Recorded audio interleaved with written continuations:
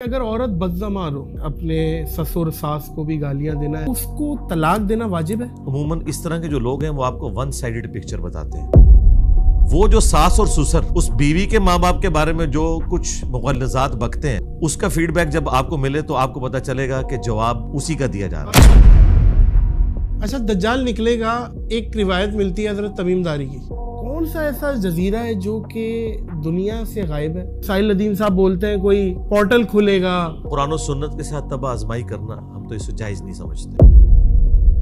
کیا علی بھائی میت کو پتا چلتا ہے کہ اس سے قبر میں ملنے کون آیا ہے؟ اگر کوئی کہتا ہے سنتے ہیں تو بھائی اگر اس نے میری ڈائریکٹ سنی ہے نا، پھر میرا بھی حق ہے کہ اس کی بھی قبر سے باہر نکلے۔ تو وہ کبھی نہیں نکلی بھی کسی نے سنی تو بھائی ہماری بھی ڈائریکٹ نہیں جاتی، اللہ تعالیٰ پہنچاتا ہے ان تک، بس یہ عقیدہ ہے۔ مرحوم والدین اگر خواب میں پریشان دکھیں بھائی والدہ میں، تو یہ خواب کے معاملات کتنے فیصد حقیقت ہوتے ہیں؟ اگر اس طرح کا خواب کوئی دیکھتا ہے، سب سے پہلے اپنے ماں باپ کے لیے مغفرت کی دعا کرے، اس کے بعد ان کی طرف سے صدقہ اور خیرات کرے۔ ایک مسلمان چرچ یا مندر جا سکتا ہے؟ غیر مسلموں کی عبادت گاہیں ہیں، وہاں پہ آپ جا سکتے ہیں۔ قیامت کی نشانیوں پہ میں کچھ سوالات کرنا چاہ رہا ہوں۔ ابھی تک کون کون سی نشانیاں ہیں جو پوری ہو چکی ہیں آپ کے علم میں؟ پاکستان میں تو ساری ہو چکی ہیں، یورپ امریکہ بہت خوشحال ہے۔ اور اگلی بات آپ کو بتاؤں بڑی خطرناک۔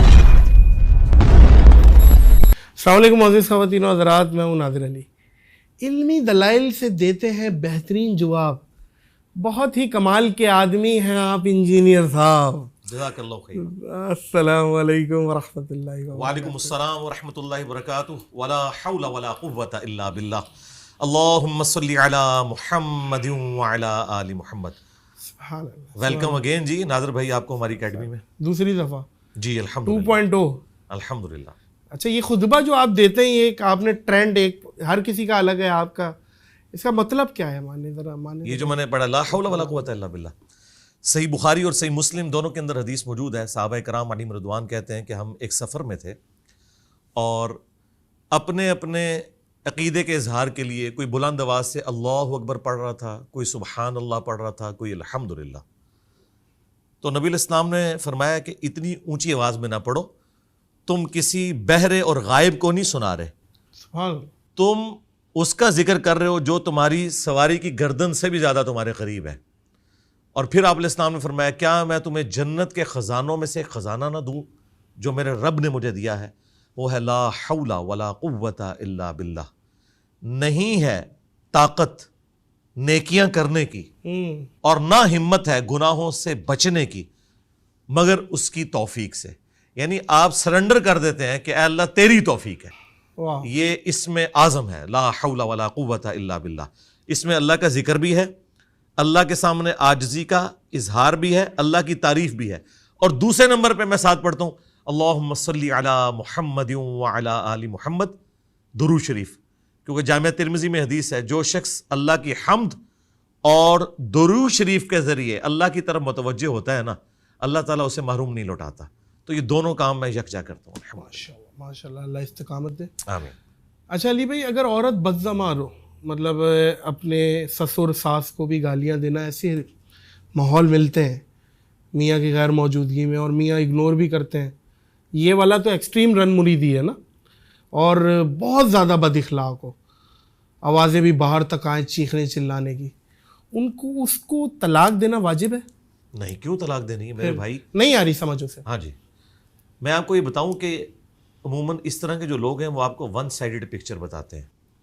وہ جو ساس اور سسر اس بیوی کے ماں باپ کے بارے میں جو کچھ مغلظات بکتے ہیں، اس کا فیڈ بیک جب آپ کو ملے تو آپ کو پتا چلے گا کہ جواب اسی کا دیا جا رہا ہے۔ اور اگر وہ صحیح ہے ساس اور سسر ایسی سچویشن میں کہ جہاں پہ اللہ ون کرے سائیڈڈ ایسی بات ہو، ایسی بھی ہے، کیونکہ دونوں طرف ہے علی بھائی، دونوں طرف ہے، لیکن میں اس بات کو کلیئر کروں، بہت پڑھے لکھے بھی، جی میں آپ کو بتاتا ہوں، پڑھے لکھے بھی طوفان بدتمیزی، جو ڈگری سمجھ کے وہ ان پڑھ جاہل بولتے ہیں کہ تمہیں کیا پتا جو ہمیں پتا ہے ہم نے۔ جی میں آپ کو پہلے بتاؤں، میں چونکہ اس معاشرے کا حصہ ہوں، میرے پاس فیڈ بیک آتی ہے اس حوالے سے 80% سے زیادہ کیسز وہی ہیں جو میں آپ کو بتا رہا ہوں۔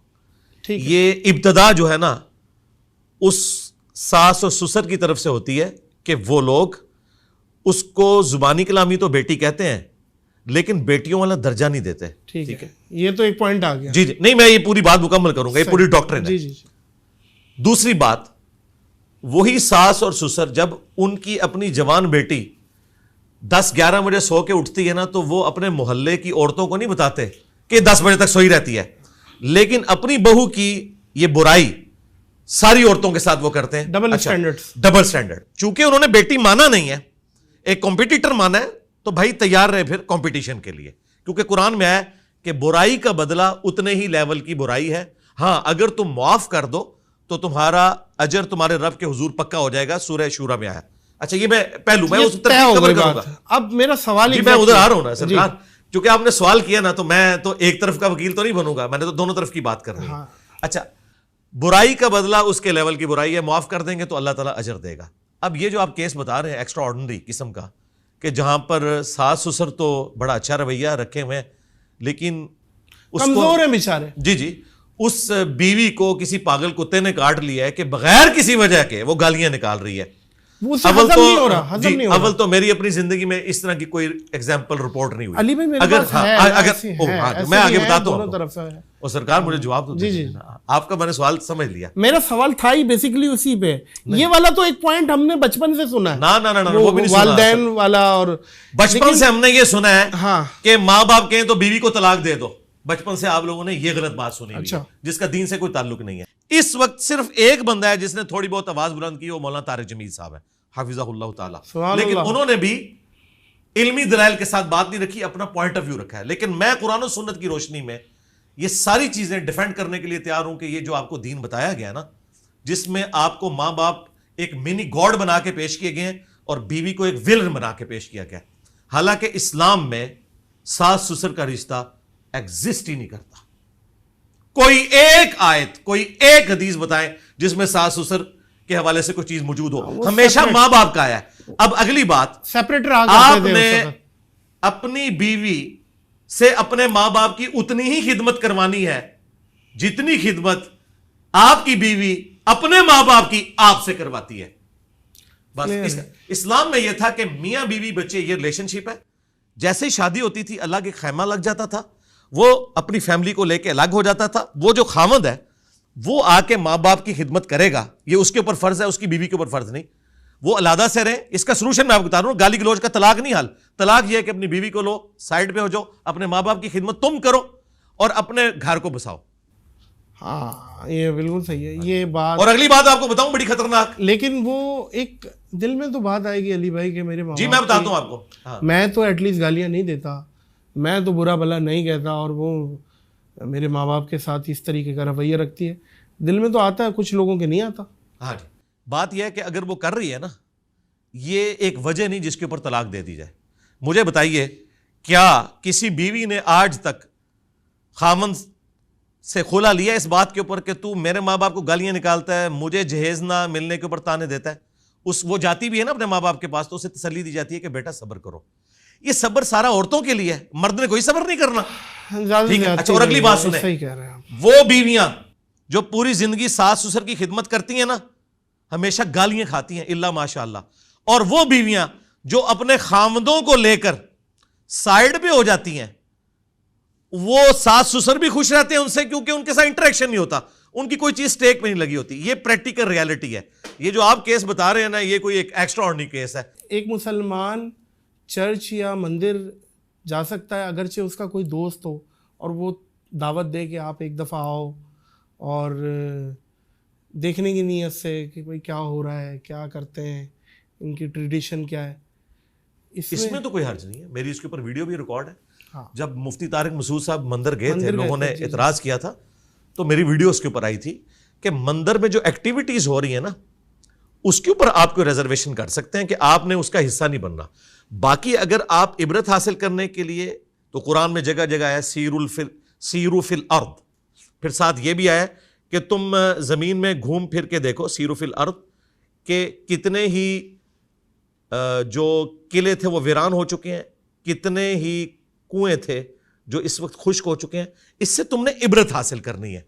اسی طریقے سے جو غیر مسلموں کی عبادت گاہیں ہیں، وہاں پہ آپ جا سکتے ہیں عبادت کرنے کے لیے نہیں ان کے طریقے پہ، بلکہ وہاں پہ آپ نالج کے طور پہ. اس میں کوئی حرج نہیں ہے. آپ دیکھیں آیا صوفیہ کھولا ہے نا ٹرکی والوں نے، جی ترکیے والوں نے، تو وہاں پہ جمعے کی نماز ہوتی ہے نا، جیزس کرائسٹ کی جو سامنے تصویر ہے نا، اس کے آگے وہ پردہ لٹکاتے ہیں. جی جی جی ہاں. میں اور نماز پڑھتے ہیں. بالکل ٹھیک ہے, نماز پڑھ لی, اس کے بعد پردہ انہوں نے ہٹا دیا. ہاں, نماز اس حالت میں نہیں ہوگی کہ سامنے آپ کی تصویر ہو, کیونکہ ظاہر ہے وہ تعظیم کی نیت سے تصویر بنی ہوئی ہے. تو وہ انہوں نے اس کو مینیج کیا. اس طرح کے کوئی معاملات ہوں نا, وہ آپ ٹیلر میڈ کر سکتے ہیں. اور میں مسلمانوں سے بھی یہ کہوں گا اسپیشلی اس حوالے سے کہ تھوڑے آپ اتنے زیادہ کنزرویٹو نہ بن جائیں. دیکھیں جرمنی میں, یورپ میں, امریکہ میں جب کووڈ کے دن تھے اور سوشل ڈسٹینسنگ کی وجہ سے مسلمانوں کے پریئر ہال چھوٹے تھے, تو انہوں نے گرجوں کے دروازے کھولے, کئی لوگوں نے وضو خانے بنوائے, وہاں پہ ٹوائلٹس بنوائے, ملینز آف ڈالر لگائے کہ مسلمان جمعے کی نماز ادا کرے. آپ میں بھی یہ حوصلہ ہونا چاہیے کہ اگر کوئی کرسچنز یا جوز میں سے مسجد میں آنا چاہتا ہے تو آپ اسے اجازت دیں, کوئی مسئلہ نہیں. اچھا, اللہ تعالیٰ کے لیے لفظ تو کہنا, اچھا ہمارے معاشرے میں علی بھائی کسی کو تو تڑاک کریں, وہ تو تڑاک کر رہا ہے, تمیز نہیں ہے. اور خالق کو آپ, یہ ایک عام جو انسان ہے اس کے پیچھے کیا حکمت ہے کہ لفظ تو بولا جاتا ہے, اور اس میں کیا ہے؟ ہاں جی, اس میں حکمت یہ ہے کہ ہمارا سب سے بڑا مسئلہ اللہ اور اس کے رسول عز و جل و صلی اللہ علیہ وآلہ وسلم کے حوالے سے یہ ہے کہ ہم اس معاشرے میں پیدا ہوئے ہیں جہاں ہمیں عربی کا تعارف ہی نہیں ہے. اللہ کا شکر ہے کہ عربی اور انگریزی میں تو اور آپ کا فرق ہی کوئی نہیں ہے. اچھا, الحمدللہ, ٹھیک ہے. لہٰذا یہ ہے ہی سارا ڈرامہ بازی, آپ اور تم, یہ ڈرامہ ہے. ٹھیک ہے, اللہ تعالیٰ نے جو اپنے لیے زبان چوز کی ہے نا, اس میں آپ اور تم کا فرق ہی نہیں. تم بھی تم ہوتا ہے, آپ کے لیے بھی تم ہی ہوگا. ٹھیک ہے, مانے جی, مانے اس کے وہی رہیں گے. لیکن آپ ذرا ایک سرکار اردو نا, جی جی, ہم اردو اسلام کی نہیں بات کر رہے, ہم اسلام کی بات کر رہے ہیں. یہ مولانا مودودی رحمۃ اللہ علیہ نے بڑی پیاری بات کی تھی کہ سب کانٹیننٹ انڈیا, پاکستان, بنگلہ دیش کے مسلمانوں نے اسلام نہیں قبول کیا, اسلام نے انہیں قبول کر لیا ہوا ہے. انہوں نے نہیں اسلام قبول کیا, اسلام نے انہیں قبول کر لیا کہ ٹھیک ہے تم بھی بھیڑ بکری ہو, آ جاؤ, تمہیں ایکسیپٹنس دے دوں گا. انہوں نے ابھی تک اسلام نہیں قبول کیا کہ اسلام کے اندر یہ چیزیں تھیں.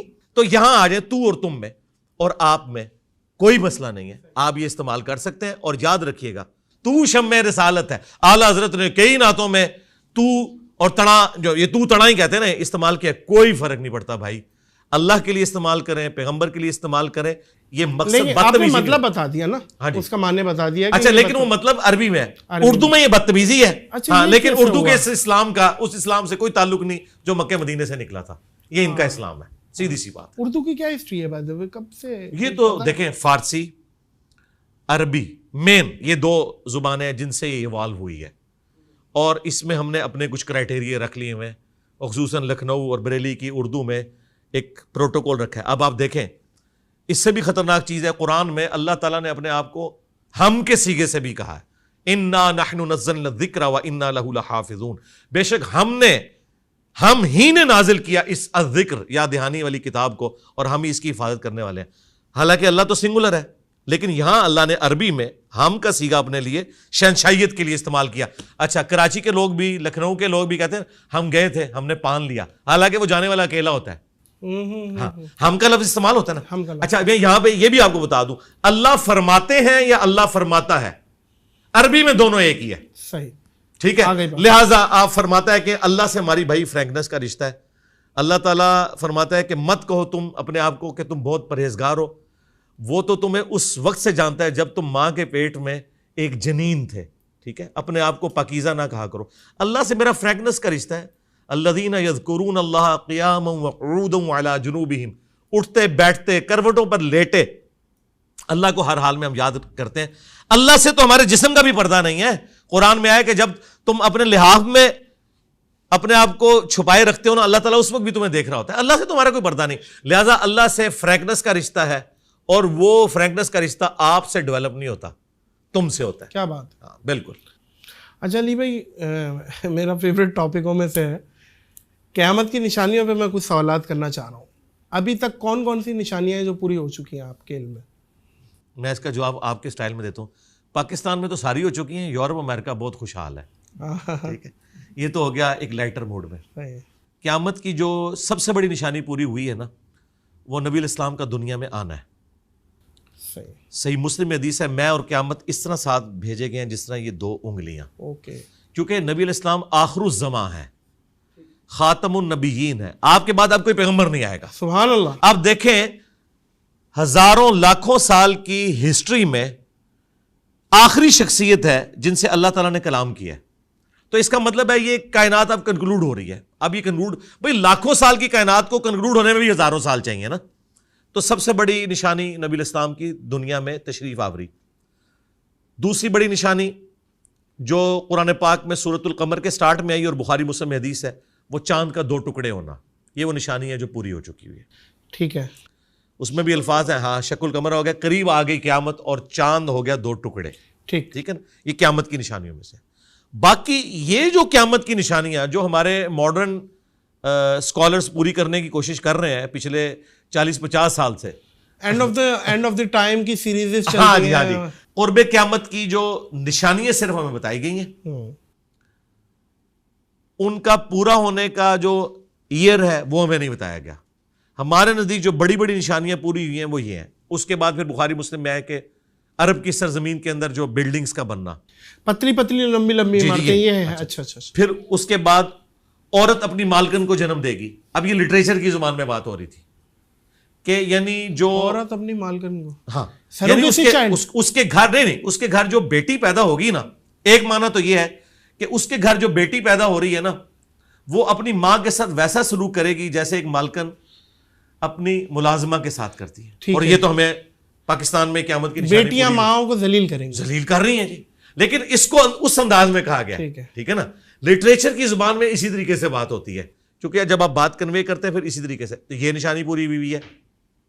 باقی تو جو یہ نشانیاں جنگوں کے اعتبار سے ہیں، اس میں قیامت کی نشانیاں تو نہیں، لیکن نبی علیہ السلام نے اپنی وفات کے بعد جن جنگوں کی پریڈکشن کی تھی، چاہے وہ تاتاریوں کے ساتھ ہماری جنگیں ہوں، رومن اور پرشین امپائر، لیکن ان میں قیامت کی نشانی کا ذکر نہیں ہے. آپ نے بتایا تھا کہ میرے بعد ایسا ہوگا.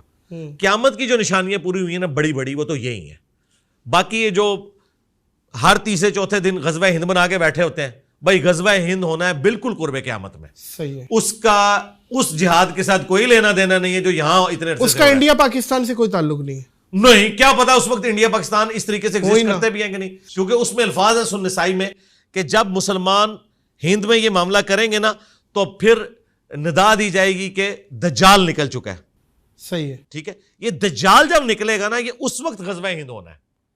یہ تو میرے بھائی ہمارے پرانے بزرگ بھی جو سومناتھ پہ بھی حملے کرتے رہے، انہوں نے بھی غزوہ ہند بنایا ہوا تھا. اچھا، دجال نکلے گا. ایک روایت ملتی ہے حضرت تمیم داری کی، جی ہاں جی، کہ کشتی کے تھپیڑے، صحیح مسلم کی ہے کہ 1 مہینے بعد انہیں ایک ساحل پہ ان کی کشتی ٹکرائی. اس کے بعد جساسا والی حدیث، اور میں اندر جاؤ دجال جکڑا ہوا. اچھا ایک بات بتائیں علی بھائی، آج کے دور میں 2023 میں موجود ہے، سیٹلائٹ کا دور ہے اور ترقیوں کا دور ہے.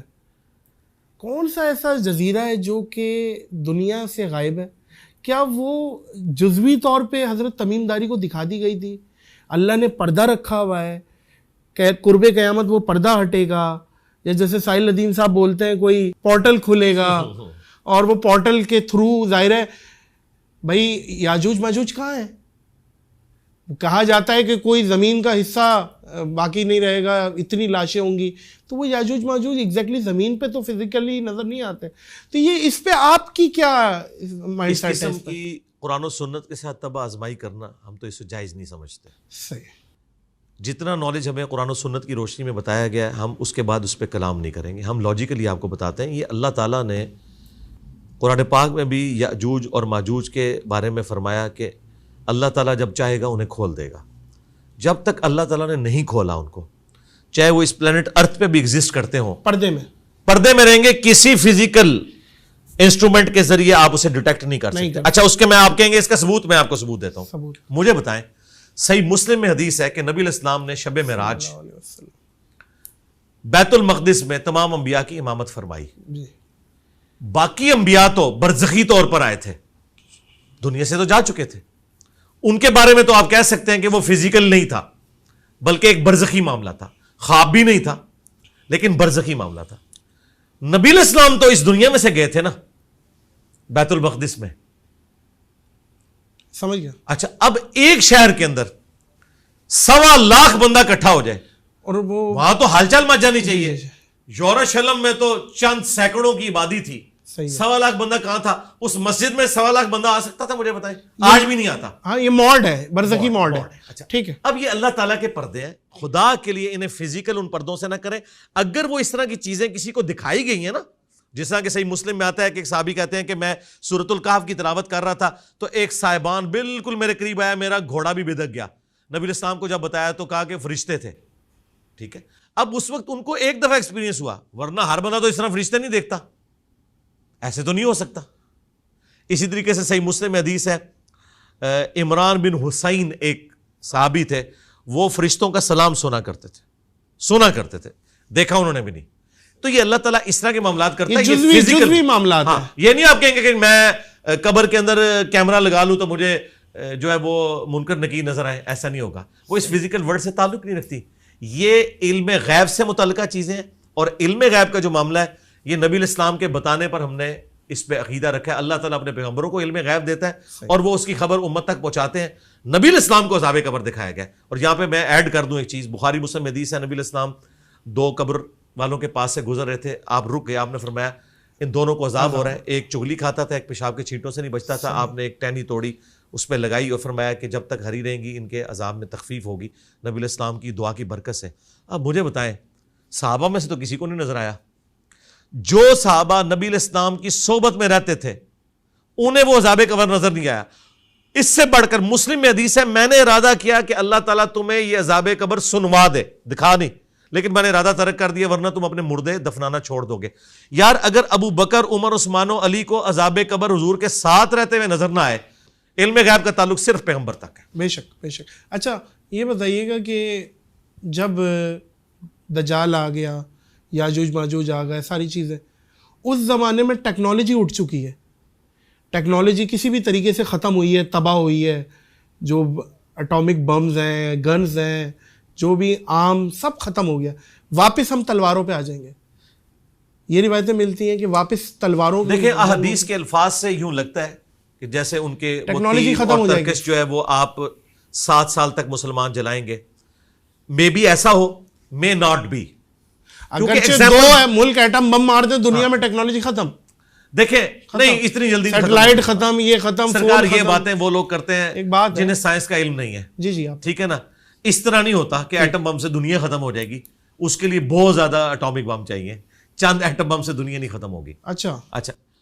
اور جو لوگ کہتے ہیں ٹیکنالوجی ختم ہو جائے گی, یہ ان کی کیا اثر آئی ہے, may be may not be. اس کی وجہ یہ کہ آپ دیکھیں ہمارے پاس تو اس کے اپوزٹ دلائل بھی موجود ہیں. مثلاً صحیح مسلم میں حدیث ہے, نبی علیہ السلام نے فرمایا کہ قرب قیامت میں جب دجال آئے گا نا تو پہلا دن 1 سال کا ہوگا, دوسرا 1 مہینے کا, تیسرا 1 ہفتے کا, اور چوتھا نارمل, اور پھر نارمل دن شروع ہو جائیں گے. صحابہ کرام نے کہا جب 1 سال کا 1 دن ہوگا تو ہم نمازوں کا کیا کریں گے؟ آپ نے فرمایا تم اندازہ مقرر کر لینا. اب مجھے بتائیں گھڑی بننے سے پہلے کیا کوئی 1 سال کی نمازوں کا اندازہ مقرر کر سکتا تھا؟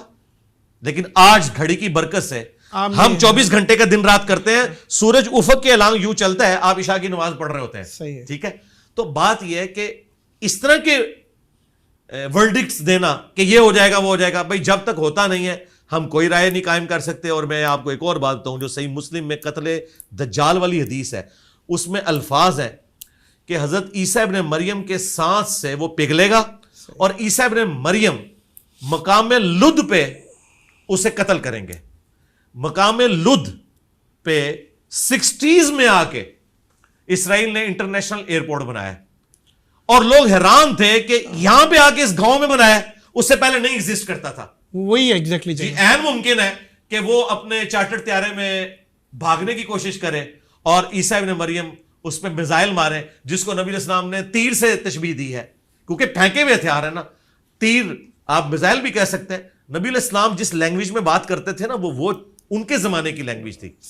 آج کے زمانے میں اس کو ٹرانسلیٹ کرنے کے لیے نبی علیہ السلام نے اسی زمانے کی لینگویج کو استعمال کرنا ہے. آپ آج کے زمانے کی لینگویج نہیں یوز کر سکتے تھے, ورنہ آپ کی جو بیست خاصہ تھی جن لوگوں کی طرف, انہیں تو وہ کمیونیکیشن گیپ تھا. یہ جو لوگ اعتراض کرتے ہیں نا جی قرآن کی جو لینگویج, بھی قرآن اس لینگویج میں بات کرے گا جو اس زمانے کی لینگویج تھی, اس کو ہم نے انٹرپریٹیشن اس کی کرنی ہے. جیسے سورۃ الانفال میں آیا کہ پلے ہوئے گھوڑے تیار رکھو جہاد کے لیے.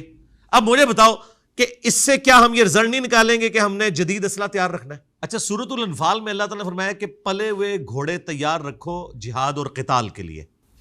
تو اس کو آج کے دور میں آپ یہ ٹرانسلیٹ کریں گے کہ آپ نے جدید اسلحہ تیار رکھنا ہے. اب اس زمانے میں تو یہی لینگویج تھی. بخاری مسلم میں حدیث ہے، آگاہ ہو جاؤ طاقت پھینکے ہوئے ہتھیاروں میں ہے، آگاہ ہو جاؤ طاقت پھینکے ہوئے ہتھیاروں میں ہے.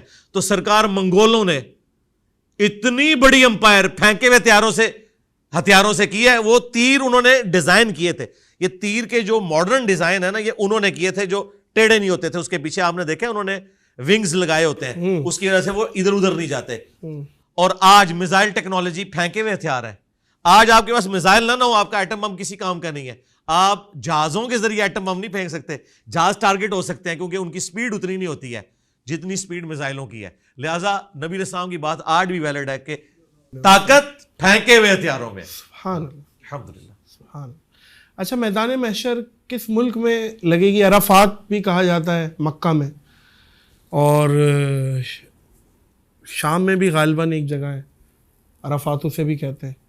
ایگزیکٹلی کیا ہے جو مکہ کا عرفات ہے وہ بڑی کی جائے گی جگہ کو، وہی جگہ ہے یا کوئی اور کیا ہے؟ قرآن پاک میں اللہ تعالیٰ نے فرمایا کہ قیامت والے دن ہم اس زمین کو ایک دوسری زمین سے بدل دیں گے. اچھا، ہاں، مراد یہ کہ اس کی حالت بدل جائے گی اور یہ بالکل فلیٹ ہو جائے گی.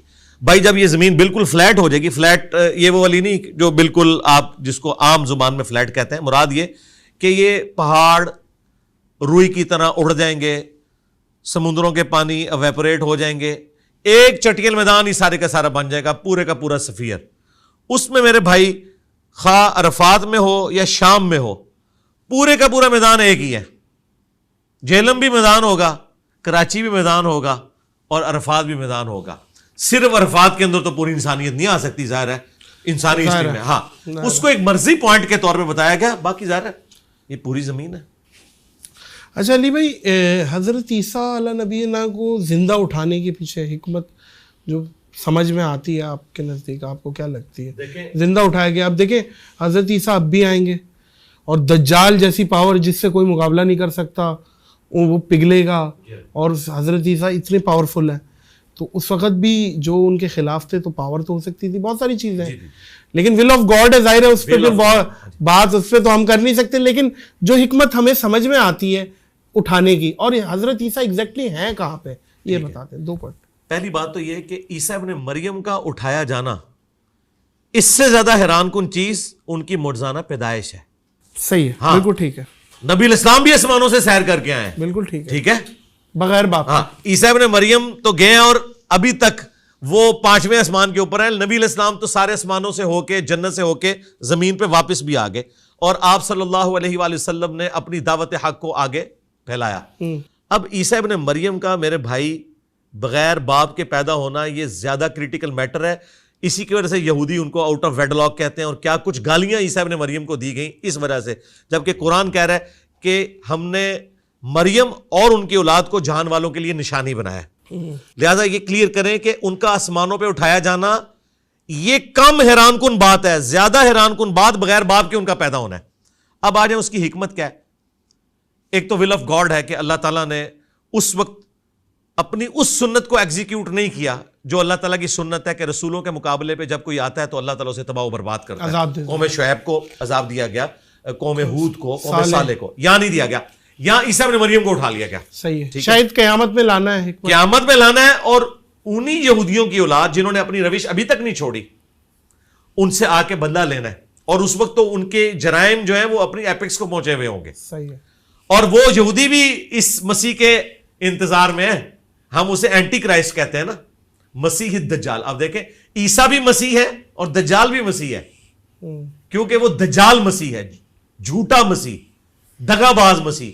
اور عیسیٰ مسیح جو ہے وہ کرائسٹ ہے. عیسیٰ مسیح کا مطلب، عیسیٰ مسیح کا حضرت عیسیٰ ابن مریم کے لیے ہم استعمال کرتے ہیں نا مسایا. ٹھیک ہے، مسایا یعنی نجات دہندہ لوگوں کا. اچھا، ہاں، ہادی اور مہدی. صحیح، ٹھیک ہے. اور جن کے ذریعے اللہ تعالیٰ نے لا علاج بیماریوں کی شفا رکھی. ٹھیک ہے.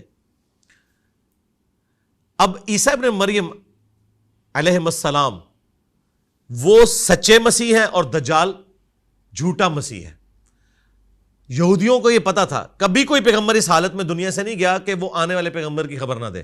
ہمارے نبی الاسلام کی خبر عیسیٰ ابن مریم نے دی تھی, عیسیٰ ابن مریم کی خبر بھی اگلے انبیاء نے دی تھی کہ ایک مسیح آئے گا, ان کی کتابوں میں لکھا تھا, لیکن وہ مسیح آیا, ان کے اوپر انہوں نے الزامات لگائے, اللہ تعالیٰ نے انہیں اٹھا لیا. اب جب دجال آئے گا نا, یہ اس کو مان لیں گے کہ یہ وہ مسیح جو ہماری کتابوں میں ہے, وہ اس دجال کو مسیح سمجھ لیں گے, حالانکہ وہ اینٹی کرائسٹ ہوگا, اور پھر عیسیٰ ابن مریم اسے قتل کریں گے. یہ مسلمانوں کا اور کرسچنز کا اجماعی عقیدہ ہے. اور ایگزیکٹلی ہیں کہاں وہ, کون؟ حضرت عیسیٰ 5ویں آسمان کے اوپر. بخاری مسلم میں ہے کہ آپ کی ملاقات ہوئی ہے 5ویں آسمان, جی 5ویں آسمان کے اوپر. اور ابن ماجہ میں حدیث ہے, عیسیٰ ابن مریم سے نبی الاسلام کی گفتگو ہوئی ہے, اور انہوں نے کہا کہ جب دجال آئے گا اللہ تعالیٰ مجھے دنیا میں واپس بھیجے گا.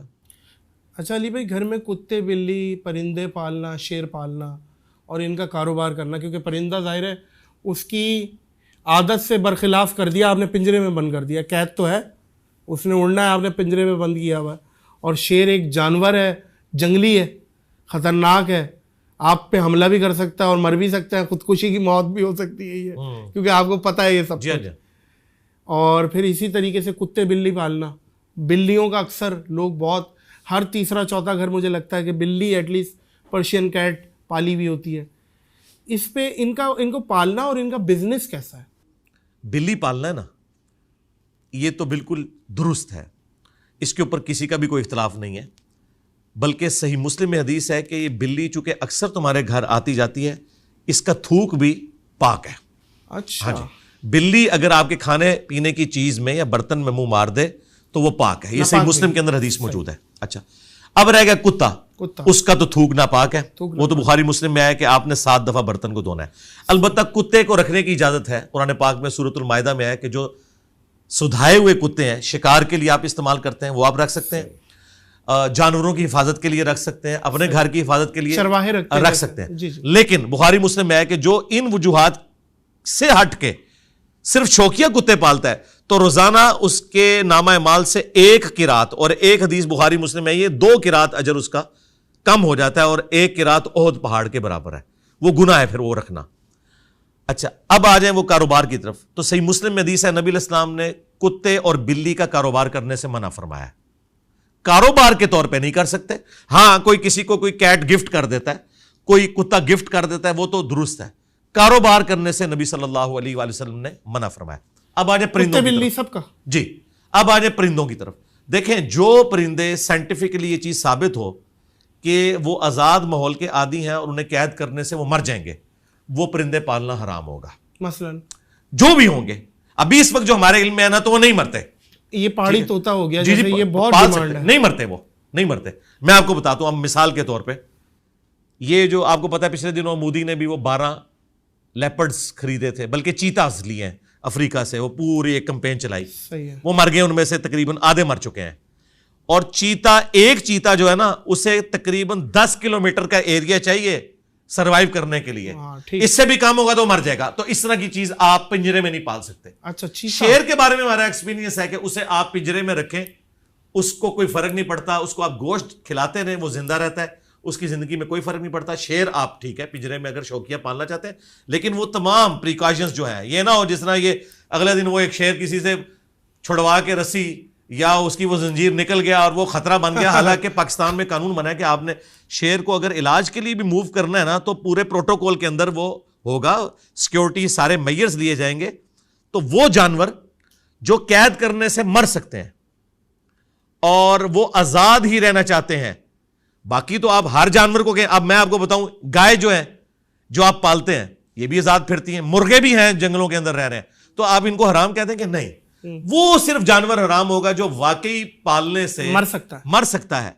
اور اگر آپ اس کی خوراک پوری کر رہے ہیں, مثلا طوطے ہیں, یہ بھی آزاد ہیں, لیکن طوطے ہم نے دیکھے لوگوں کے پاس, لوگوں کے بوڑھے مر جاتے ہیں, طوطے پھر بھی زندہ رہتے ہیں. اتنی لمبی لمبی عمروں کے طوطے لوگوں نے پالے ہوئے, ٹھیک ہے, تو طوطے بھی آپ پالیں, کوئی مسئلہ نہیں ہے. البتہ یہ حدیث یاد رکھیں, بخاری مسلم دونوں میں حدیث ہے, ایک نیک عورت تھی, اس نے ایک بلی کو قید کر دیا اور وہ کھانا پینا اس کا چھوٹ گیا, وہ مر گئی. نبی الاسلام نے فرمایا وہ جہنم میں ہے, ایک صرف بلی کے قتل کی وجہ سے. یہ آپ نے ذہن میں رکھنا ہے, جب آپ نے پالنا ہے پھر ذمہ داری کرنی ہے. یہ جن لوگوں نے بھینسیں پالی ہوئی ہیں نا, آپ ان سے پوچھیں, وہ کہتے ہیں ہمارے گھر میں میت ہو جائے نا, میت کو ہم سائڈ پہ رکھتے ہیں, پہلے بھینس کا دودھ دھوتے ہیں, اس لیے کہ بھینس تو مر جائے گی بیچاری چیخ چیخ کے. ان کے گھر میں میت بھی رکھی ہوئی ہو نا, وہ اس سے عہدہ برا نہیں ہو سکتے. اچھا جی ظاہر ہے, کیا کریں گے, بھینس تو دودھ دے گی. اچھا علی بھائی, مرحوم والدین اگر خواب میں اچھی حالت میں نہ آئے, مطلب پریشان, بھائی خواب میں پریشان دکھیں بھائی والدہ میں, مطلب عذاب ہو رہا ہے, کوئی بخشواؤ بھائی, کوئی ہے ایسا معاملہ, تو یہ خواب کے معاملات کتنی فیصد حقیقت ہوتے ہیں کہ اب ہر کسی کے خواب میں آ رہے ہیں؟ کوئی خواب کی تعبیر کی کتابیں تو گھر پہ ہیں نہیں کہ وہ نکالیں وہاں سے, تو کیا ہے اس کا معاملہ؟ خواب میں دیکھ لیا بھائی پریشان ہے, بھائی وہ میت پہ عذاب ہو رہا ہے, may be may not be, اس کی وجہ یہ ہے کہ بخاری مسلم میں حدیث ہے کہ خواب 3 قسم کے ہیں, اللہ کی طرف سے, شیطان کی طرف سے, اور نفس کی طرف سے بھی ہو سکتا ہے کہ آپ نے کوئی چیز سوچی اور وہ آپ کو نظر آ گئی. لیکن بخاری مسلم میں حدیث ہے جب برا خواب دیکھو نا تو بائیں طرف 3 دفعہ تھوک دو, یعنی فزیکلی نہیں تھوکنا, صرف اپنے منہ کے ذریعے. برا خواب دیکھو, برا خواب دیکھو. اچھا اب یہ جو اس قسم کے, اعوذ باللہ من الشیطان الرجیم پڑھ لیں. اچھا اب اس قسم کے جو خواب ہے نا, ان میں اسٹریٹ اوے اگر اس طرح کا خواب کوئی دیکھتا ہے, سب سے پہلے اپنے ماں باپ کے لیے مغفرت کی دعا کرے, صحیح, اس کے بعد ان کی طرف سے صدقہ اور خیرات کرے. صحیح, یہ بہت ضروری ہے, یہ حق ہے ماں باپ کیا, تمام مسلمانوں کا. ربنا اغفر لنا ولاخواننا الذین سبقونا بالایمان, اہل ایمان کی نشانی ہے کہ ان سے پہلے جتنے بھی ایمان والے گزرے ہیں ان کے لیے دعائیں مغفرت کرتے ہیں. اور ماں باپ کا تو حق قرآن میں ہے, رب ارحمہما کما ربیانی صغیرا, اے میرے رب ان دونوں پر رحم فرما جس طرح انہوں نے مجھے بچپن میں پالا تھا. آپ صدقہ اور خیرات کریں. سنن ابن ماجہ میں حدیث ہے, ایک شخص کا مرنے کے بعد جنت میں ایک درجہ بلند ہوتا ہے, پوچھتا ہے یا اللہ یہ تو میرا عمل نہیں تھا, اللہ تعالیٰ فرماتا ہے تیرے بیٹے نے دنیا میں تیرے لیے استغفار کیا ہے, اس کی برکت سے میں نے یہ تیرا مرتبہ بلند کیا. یہ بالکل صحیح سند کے ساتھ حدیث موجود ہے. اور نبی الاسلام کے مبارک زمانے میں سعد ابن عبادہ جو خزرج کے سردار تھے, وہ کہتے ہیں کہ میں سفر پہ تھا, پیچھے سے میری والدہ فوت ہو گئی, یا رسول اللہ مجھے بڑا قلق ہے, میں جنازے میں بھی شامل نہیں ہو سکا, میں چاہتا ہوں ان کی طرف سے کوئی ایسا کام کروں کہ انہیں ثواب ملے, تو کیا میں ان کی طرف سے کنواں کھدواؤں تو انہیں ثواب پہنچے گا؟ نبی الاسلام نے فرمایا ہاں پہنچے گا. اور سن نسائی میں بخاری میں الفاظ ہیں, وہ ام سعد کا کنواں مشہور ہو گیا, ام سعد کا کنواں. جی جی جی. تو یہ آپ کام کریں, کسی غریب بچے کی کالج یونیورسٹی کا خرچہ اٹھا لیں, کسی غریب خاندان کا راشن والا معاملہ کوئی راشن والا کر لیں, اس طرح کے آپ معاملات کریں, صدقہ اور خیرات کریں. اور اگر والدین خواب میں نہ آئے تو یہ بھی پریشانی ہو جاتی ہے, خواب میں نہیں آئے. نہیں, یہ تو کوئی قرآن و حدیث میں نہیں ہے کہ ماں باپ نے ضرور آنا ہے, آپ نے بس دعا کرنی ہے. ان کی قبر پہ بھی جائیں. نبی الاسلام اپنی والدہ کی وفات کے 50 سال کے بعد قبر پہ گئے, وہاں روئے. ہاں آپ بھی گئے ہیں ماشاء اللہ تعالیٰ, صحیح مسلم کے اندر یہ حدیث موجود ہے. ماں باپ کی قبر پہ جائیں, قبر پہ بھی جا کے دعا کریں, گھر میں بھی دعا کریں. اچھا یہ دعا صرف ماں باپ جو مرے ہوئے ہیں ان کے لیے نہیں کرنی, زندہ ماں باپ کے لیے بھی کرنی ہے. صحیح, لوگ کہتے ہیں مرنے کے بعد کریں گے, بھائی زندگی میں بھی ان کو ضرورت ہے. صحیح صحیح. اچھی اولاد تو صدقہ جاری ہے. جی جی. کیا علی بھائی میت کو پتہ چلتا ہے کہ اس سے قبر میں ملنے کون آیا ہے؟ مطلب میت کو دفن ہوئے ہوئے سالوں ہو گئے اور کوئی چچا آتے ہیں ان کی قبر پہ آئے ہیں, تو پتہ چلتا ہے میت کو کہ کون ہے؟ اس طرح کی کوئی بات نہیں ہے, ہمیں صرف یہ حکم دیا گیا کہ آپ نے قبرستان جا کے کہنا ہے. صحیح مسلم میں حدیث ہے, السلام علیکم اہل الدیار من المؤمنین والمسلمین وَإِنَّا إِن شَاءَ اللَّهُ بِكُمْ لَلَاحِقُونَ نَسْأَلُ اللَّهَ لَنَا وَلَكُمُ الْعَافِيَةَ. یہ آپ نے دعا کرنی ہے. ہمارا سلام ان مردوں تک پہنچتا ہے, لیکن یہ کہنا کہ وہ سنتے ہیں اور وہ جواب دیتے ہیں, ڈائریکٹلی ہماری بات سنتے ہیں, کوئی بات ہاں اگر کوئی کہتا ہے سنتے ہیں تو بھائی اگر اس نے میری ڈائریکٹ سنی ہے نا, پھر میرا بھی حق ہے کہ اس کی بھی قبر سے باہر نکلے, تو وہ کبھی نہیں نکلی بھی کسی نے سنی. تو بھائی ہماری بھی ڈائریکٹ نہیں جاتی, اللہ تعالیٰ پہنچاتا ہے ان تک, بس یہ عقیدہ ہے. وہ بخاری مسلم میں حدیث ہے کہ جب تم پڑھو گے السلام علیکہ ایھا النبی ورحمۃ اللہ وبرکاتہ السلام علینا وعلی عباد اللہ الصالحین, تو زمین و اسمان میں ہر بندے تک تمہارا سلام اللہ تعالیٰ پہنچا دے گا. یہ اللہ تعالیٰ پہنچاتا ہے, یہ برزخی موڈ ہے, اس کا اس فزیکل ورلڈ سے کوئی تعلق نہیں ہے. اچھا اسی میں کتے یا بلی روتے ہیں تو ایک یہ بھی کلچر ہے کہ بھئی کوئی مرنے والا ہے, کوئی منوسیت ہونے والی ہے, گدھا بول رہا ہے, تو اس پہ کیا ہے, اس پہ کیا کرنا ہے شرعی معاملات میں؟ گدھے کے بارے میں تو الگ سے حدیث موجود ہے. ہاں جی وہ تو حدیث موجود ہے کہ آپ نے اعوذ باللہ من الشیطان الرجیم پڑھنا ہے, لا حول ولا قوت الا باللہ پڑھنا ہے. باقی یہ کہنا کہ کوا گھر کی منڈیر پہ بیٹھے تو مہمان آئے گا, جوتی پہ جوتی چڑھ گئی تو آپ کا سفر لکھا ہوا ہے, اور کالی بلی نے راستہ کاٹ دیا تو یہ مشکلات, یہ میرے بھائی یہ توہمات ہیں, ان کا دین سے کوئی لینا دینا نہیں ہے. یا تو کوئی چیز ہاتھ میں خارش ہو رہی ہے پیسہ آئے گا, جی, یا تو وہ چیز قرآن و سنت سے ثابت ہونی چاہیے یا سائنٹیفک فیکٹس کے ذریعے ثابت ہونی چاہیے. صحیح, کئی چیزیں سائنٹیفک فیکٹ سے بھی ثابت ہیں. مثال کے طور پر یہ بندر ہے, ان کی کمیونٹی میں ہلچل مچنی شروع ہو جاتی ہے جب زلزلہ آنے والا ہوتا ہے. اچھا, یہ ان کو علم غیب نہیں ہوتا, بلکہ یہ ہے کہ یہ جو زمین کی وائبریشن ہے نا, ان کا سینسٹیوٹی کا لیول زیادہ ہے. آپ کو پتا ہے ہاتھی زمین پر پاؤں مار کے نا 40 کلومیٹر دور تک کمیونیکیشن کرتا ہے. ہماری تو یہ چیزیں نہیں ہیں. عقاب 2 کلومیٹر اوپر سے نیچے دیکھ لیتا ہے, ہم نہیں دیکھ سکتے. اور اس سے اگلی بات, چڑیا اڑ سکتی ہے, ہم نہیں اڑ سکتے. حالانکہ عام مسلمان ایک چڑیا سے افضل ہے, تو افضلیت ختم نہیں ہوگی, اللہ نے اس کی وہ ڈومین رکھی ہے. اچھا, شوہر اپنی بیوی کو میکے جانے سے روک سکتا ہے کہ وہ اس کی نہیں بنتی, نہ سالوں سے بنتی ہے نہ ساس سے بنتی ہے, پسند نہیں ہے, شوہر نے حکم دے دیا بھائی تم نہیں جا سکتی, اب کیا معاملہ ہے, بیوی چلی جائے؟ اس کا ون لائنر ہے. اگر بیوی یہ کہے کہ میرا خاوند جب اپنے ماں باپ سے مل کے آتا ہے تو میرے ساتھ برا سلوک کرتا ہے, لہٰذا میں اپنے خاوند کو اجازت نہیں دوں گی کہ وہ اپنے ماں باپ کو ملے, تو کیا کوئی خاوند مانے گا اس بات کو؟ ہاں بھائی, پکا آ گیا نا. تو بھائی ماں باپ کو ملنے سے نہیں روک سکتے. جس طرح ایک خاوند یہ سمجھتا ہے نا کہ میرے ماں باپ کا میرے اوپر حق ہے, اسی طریقے سے اس بیوی کے ماں باپ کا بھی اس کے اوپر حق ہے.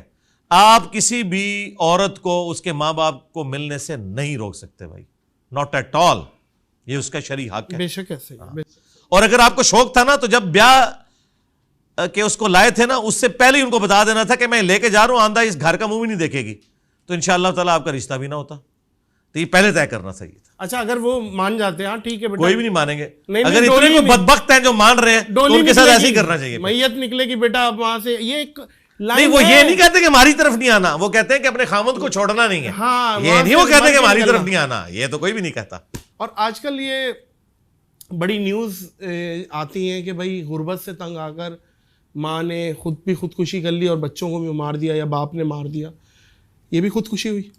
بالکل خودکشی ہے, اور وہی والی گرفت ہوگی, قیامت تک اپنے آپ کو ویسے ہی مارتا رہے. بالکل بخاری مسلم کی جو حدیث ہے, جس طریقے سے اس نے خودکشی کی وہی کرے گا. اور اس میں ایک پازیٹیو بات بھی کر لوں, شاید آپ کے پلیٹ فارم سے جب میں یہ کروں گا تو وہ بالدوں کو اچھی لگے.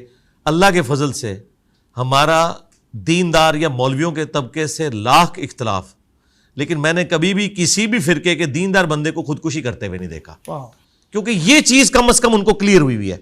جس طرح آپ دیکھیں کہ صحابہ کرام علیہم رضوان میں ہر طرح کے لوگ تھے, لیکن ایک جرم ایسا ہے جو کسی صحابی نے نہیں کیا کہ رسول اللہ کے اوپر کوئی جھوٹی حدیث باندھے, کیونکہ انہیں پتا تھا یہ گناہ معاف نہیں ہونا. نبی علیہ السلام کی حدیث ہے بخاری مسلم میں کہ جس نے میری طرف جھوٹ منسوب کیا وہ اپنا مقام جہنم میں دیکھ لے. بالکل اس طریقے سے دیندار جو طبقہ ہے نا, اپنی ساری کمزوریوں کے باوجود اس میں ایک پازیٹیو چیز ہے, وہ خودکشی نہیں کرتا. اور دوسری بات یہ ہے کہ وہ بھوکے رہتے بھی نہیں ہیں, کوئی نہ کوئی معاملہ ان کے ساتھ ہو جاتا ہے. یہ اسٹیٹ کی ذمہ داری ہے. یہ بعد میں تو سارے لوگ ہمارے این جی اوز والے بھی وہاں پہنچ جاتے ہیں کہ یہ دیکھیں یہ وہ رسی ہے جسے وہ لٹکا ہے. یار خدا کے لیے کیا تم ڈیٹرنس پھیلا رہے ہو, تم پہلے اس کو دیکھ لیتے تو خودکشی نہ کرتا. بعد میں تو سارے لوگ جا کے وہاں ویلاگز بنا رہے ہوتے ہیں.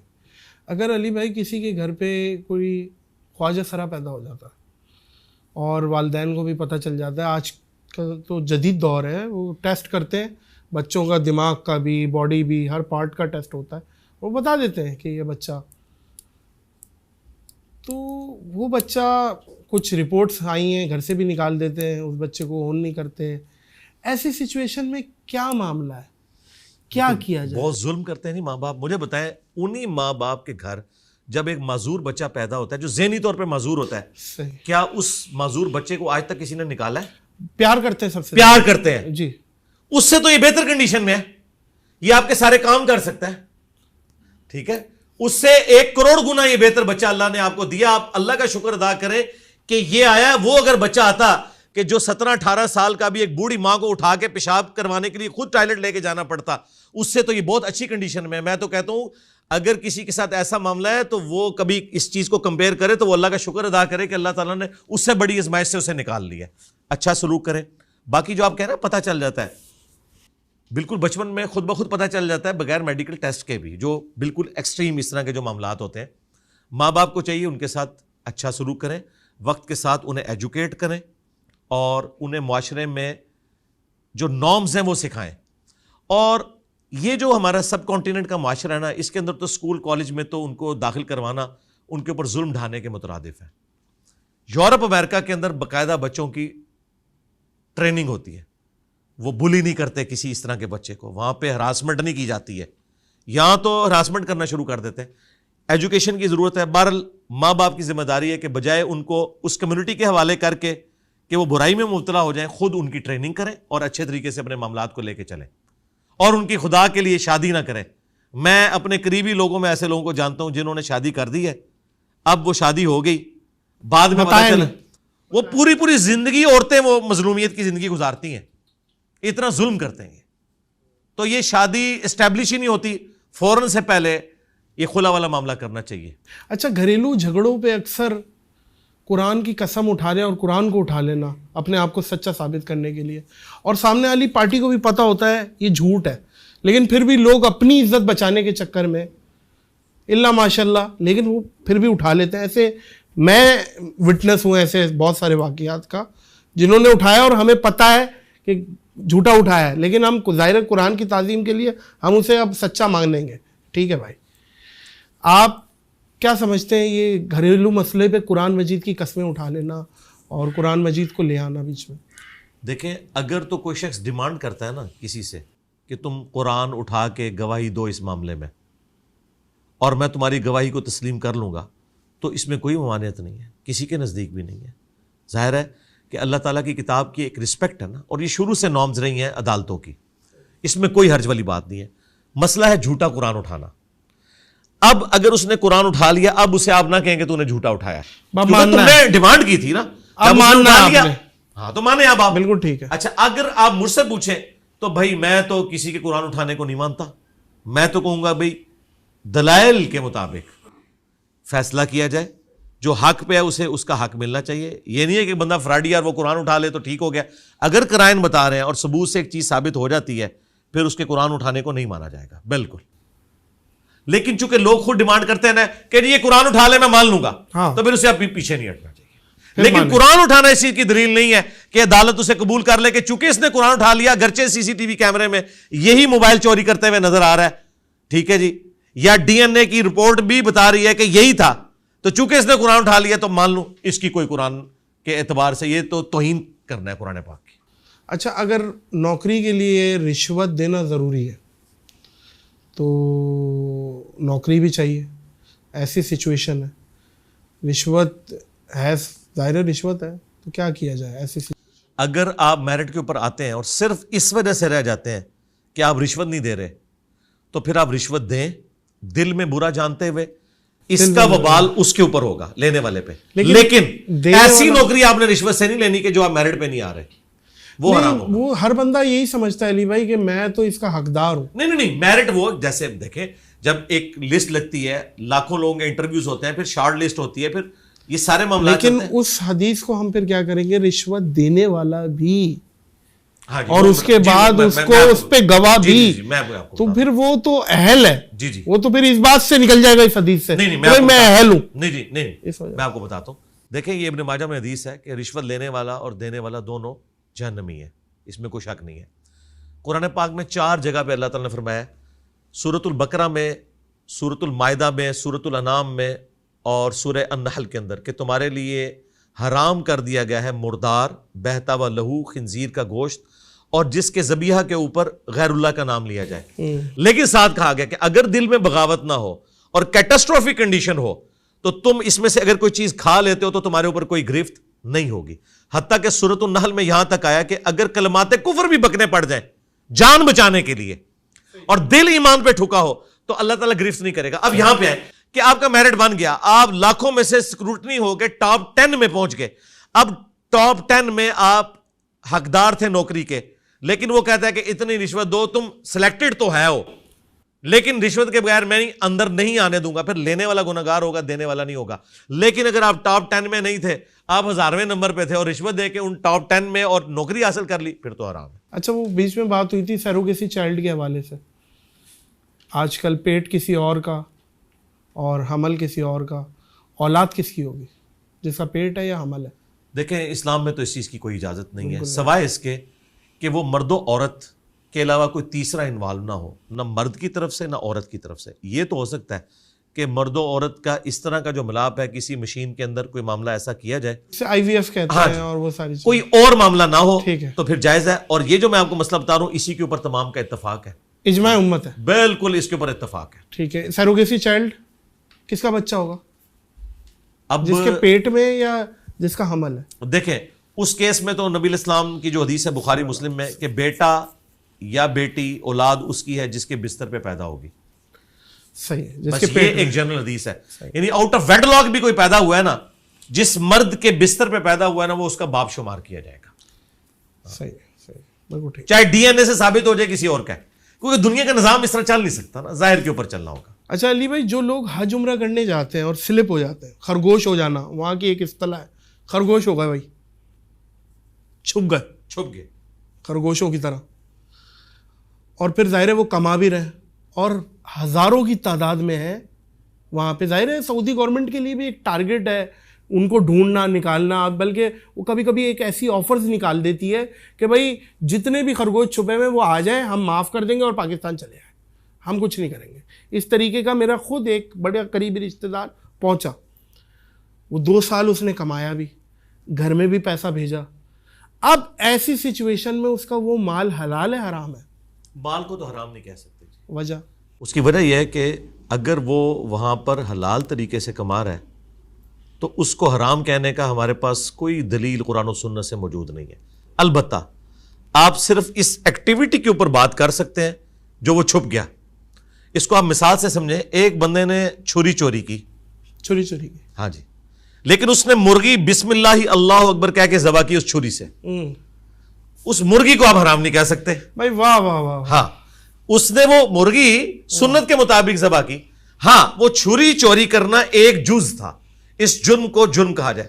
اگلی بات, خوبصورت بات, یہ جب سے یہ کنٹریز کی باؤنڈریز بنی ہے نا, اس کی جہاں فائدے ہیں نا وہاں پہ انسانیت کے لیے نقصان اتنا بڑا ہے کہ انسان ہجرت نہیں کر سکتا. ایک بات ایڈ کر لوں پھر یہ اس کے بعد, احرام پہن کے, کیونکہ مطاف میں اب جانے بھی نہیں دیتے عمرے والوں کو, کیونکہ حجر اسود کا بوسہ لینا اور وہ چیزیں طواف کرنا لوگوں کی خواہش ہوتی ہے مطاف میں, تو وہ ایسی فیک احرام باندھ لیتے ہیں, اس کو بھی اسی میں کنٹینیو کر دیں. ہاں جی, بات یہ کہ جب سے کنٹریز کی باؤنڈریز بنی ہے نا, جہاں اس کے فائدے ہوئے نا, سب سے بڑا نقصان یہ ہوا ہے کہ انسان ہجرت نہیں کر سکتا.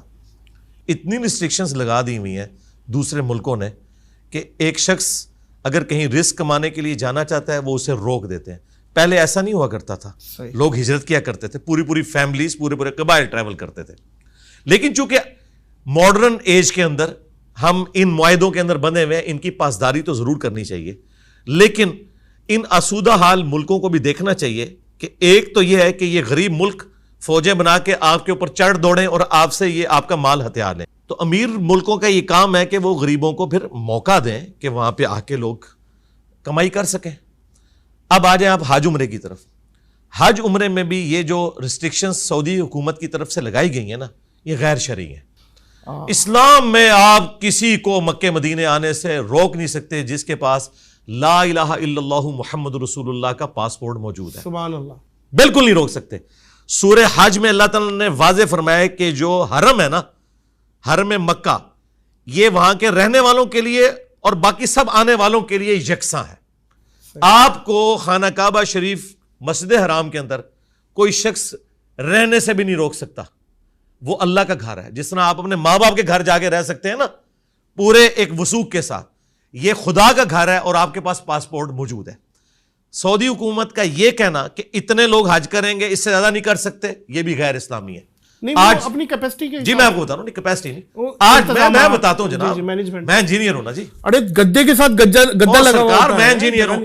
آج آپ امریکہ یورپ کے حوالے کریں, انہیں بتائیں گے ٹریڈ اپرچونٹی ہے, وہ کہیں گے اس سال کتنے آ رہے ہیں آپ کے 20 لاکھ, وہ کہیں گے اگلے سال 1 کروڑ لے آؤ, وہ آپ کو مینج کر کے بتائیں گے. یہ کوئی مشکل کام نہیں ہے, پیسہ لگائیں, مینج کریں, ہو سکتا ہے.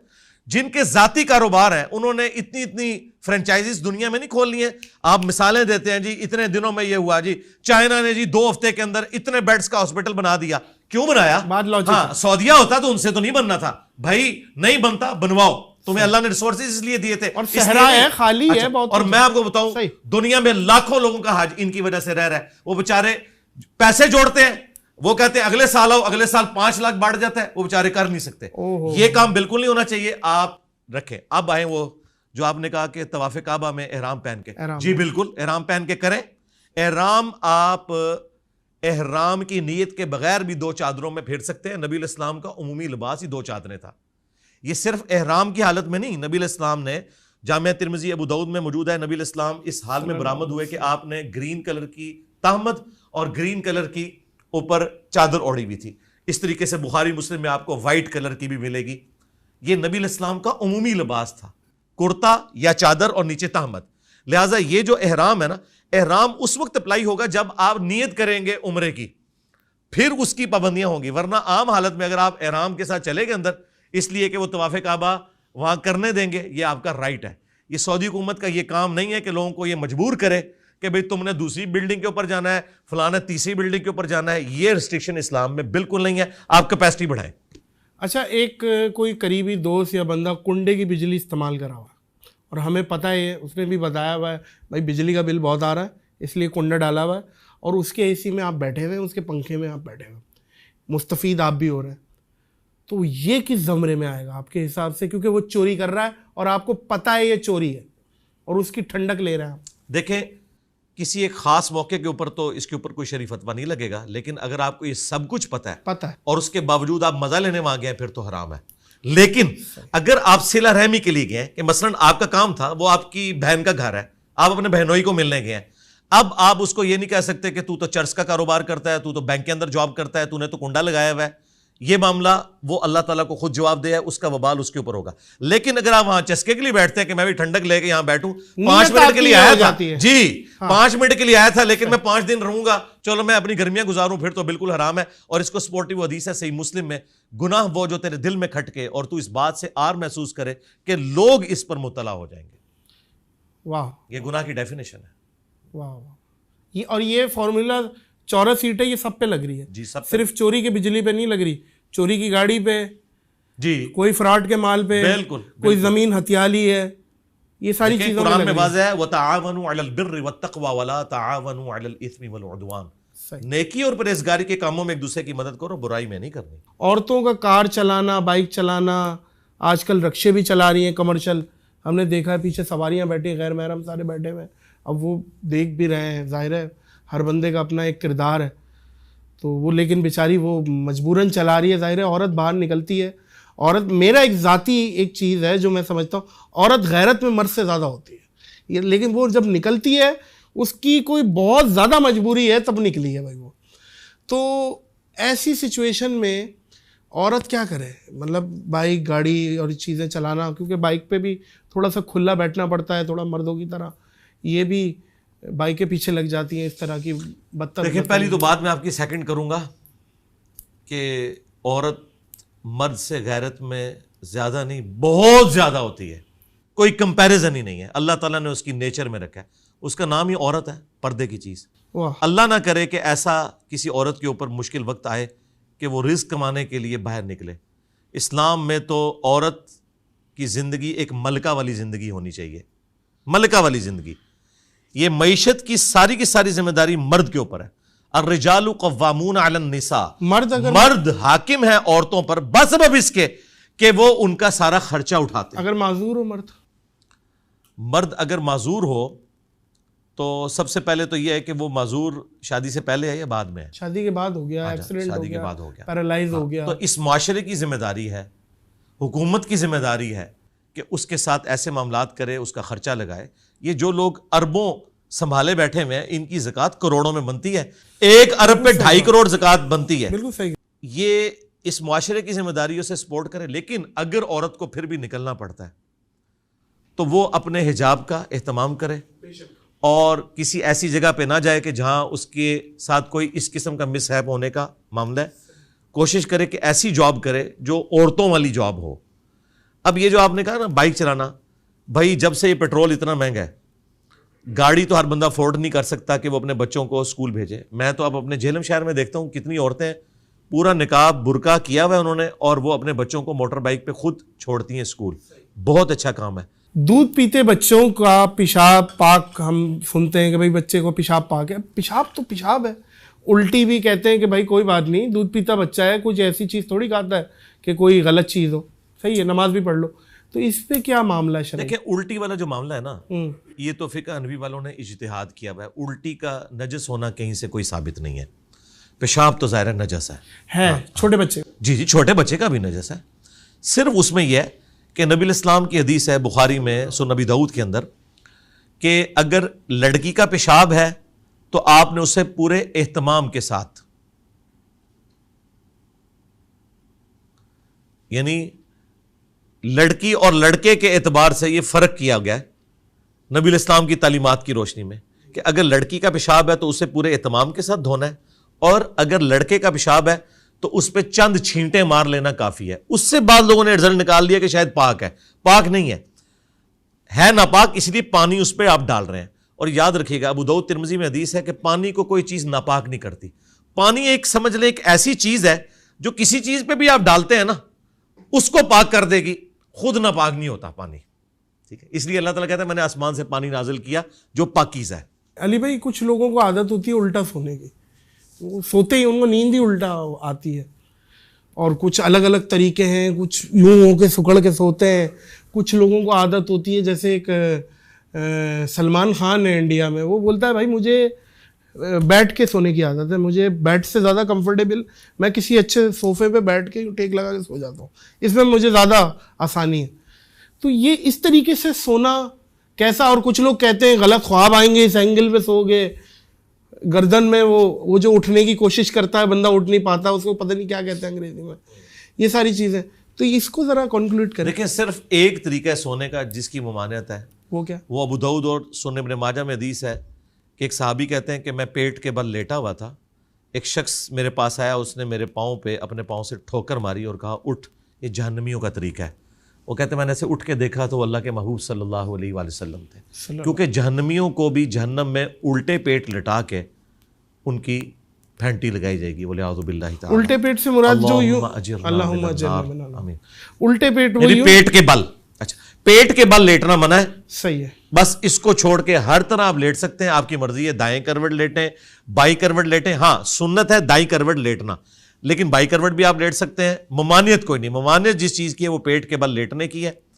باقی یہ جو آپ بات کر رہے ہیں نا, اب میں آپ کو بتاؤں, میں گو تکیہ لے کے سوتا ہوں, مجھے یہ عام تکیے کے اوپر نیند ہی نہیں آتی جب تک کہ میرا سر اتنا نہ ہو جائے کہ یہ جو جتنا فاصلہ ہے یہ کور نہ کرے, اس سے تھوڑا سا زیادہ ہو, یہ ایسے مجھے نیند ہی نہیں آتی. تو یہ ہر بندے کا ڈیفرنٹ ہے. پیٹ کے بل لیٹنا منع ہے. اور ابو داؤد میں ایک اور حدیث ہے, کوئی بھی شخص کسی ایسی چھت کے اوپر نہ سوئے جس کے باہر منڈیر نہیں ہے, کیونکہ نیند میں سونے کی بعض لوگوں کو عادت ہوتی ہے. تو نبی علیہ السلام فرمایا ایسے شخص سے اللہ کا ذمہ اٹھ گیا, یعنی اگر آپ وہ نیند میں چلا اور چھت سے نیچے گر گیا تو وہ خود حرام موت مرا ہے, کیونکہ اللہ تعالیٰ نے اس کی ممانعت کی ہوئی ہے.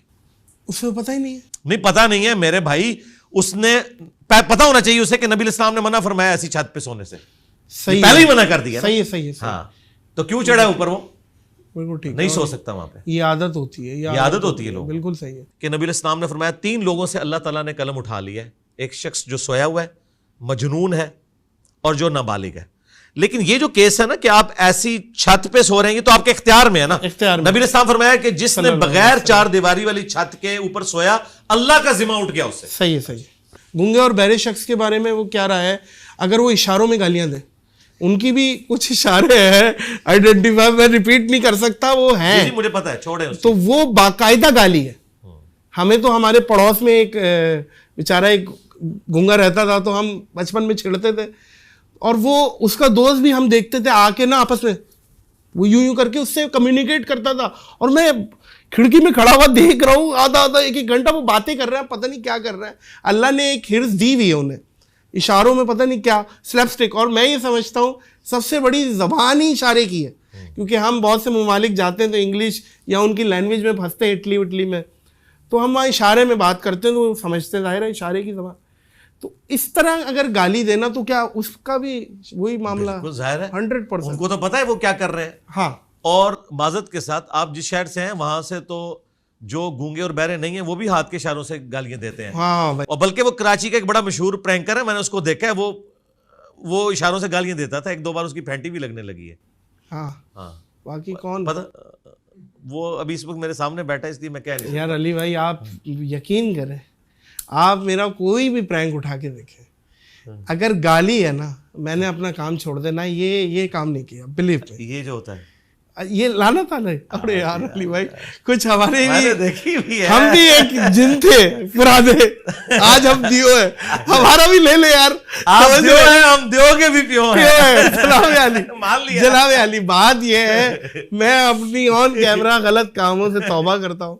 اللہ مجھے نادانی, ظاہر ہے اس وقت ڈائریکٹر تو میں نے اسی کہہ رہا ہوں, وہ تھا نا, تھا, وہ مر گیا. اس کے انتقال کو بھی تقریباً کوئی اس کی 15ویں برسی ہو چکی ہے, لیکن اس کی روح بھٹک رہی ہے ابھی بھی یوٹیوب پہ نا. سر بات یہ ہے, ٹھیک ہے, اس میں کوئی شری گرفت نہیں ہے, اگر توبہ کر لی ہے. میں توبہ کر لی ہے, اور جتنے بھی جو میں نے ریئل پرینکس کیے ہیں, آج میں یہ بات پہلی دفعہ دوہرا رہا ہوں علی بھائی کی برکت, جو میں نے لوگوں کو تنگ کیا, اگر ان سے ان کی دل آزاری ہوئی ہے, اس کیمرے کی وساطت سے بھی میں توبہ اور معافی چاہتا ہوں, اللہ سے بھی معافی چاہتا ہوں. انشاءاللہ آگے اس چیزوں کو, ظاہر ہے اللہ استقامت دے, آپ دعا کریے گا اس چیزوں میں نہ ہی جائیں تو بہتر ہے. میں خود, کیونکہ ظاہر ہے جس گاؤں جانا نہیں وہاں کا راستہ کیا پوچھنا, آپ اس کو کھولنا. اچھا تو وہاں واپس ہیں, وہ جو گالی دینے والا ہے اسے بھی پتا ہے, اس کے پاس اتنے ہی ریسورسز تھے, اس نے وہ پورے یوٹیلائز کیے, لہٰذا وہ بھی گنہگار ہوگا, سیدھی سی بات. اس کے دور میں سوشل میڈیا, دیکھیں ٹو بی آنیسٹ ہم بھی ہیں, کام کر رہے ہیں, لیکن بات وہی ہے جو حق سچ ہو. ایک طوفان بدتمیزی تو ہے, اور ابیوزو بھی ہے, کرٹیسزم بھی ہے, ماں بہن کی گالیاں بھی دی جا رہی ہیں, فحاشی کا اڈا بھی ہے, مجروں کا اڈا بھی, کیا کیا ہے آج کے دور میں. کیا جیسے میرا بچہ بڑا ہو رہا ہے, میں کنفیوزڈ ہوں. میں بلکہ کنفیوز کیا, میں نے تو خیر یہ فیصلہ کیا ہے, میں نے کسی سوشل میڈیا اکاؤنٹس کی اجازت نہیں دینی اسے. زندگی تو گزار سکتا ہے نا, یا آکسیجن ہے. آپ کیا سمجھتے ہیں کہ آنے والی پوت کو سوشل میڈیا پہ ہونا ضروری ہے, یا جیسے آپ کہتے ہیں کتابی مطالعے ضروری ہیں؟ سوشل میڈیا کے لیے تو پہلے ایجوکیٹ کرنا بھی تو بہت ضروری ہے. وہاں پہ جہاں پہ تعلیم نہیں گئی ہے وہاں انٹرنیٹ چلا گیا پہلے.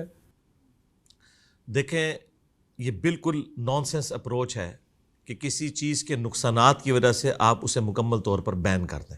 صحیح, ٹھیک ہے, اسلام نے ہمیشہ ہر چیز کا راستہ نکالا ہے.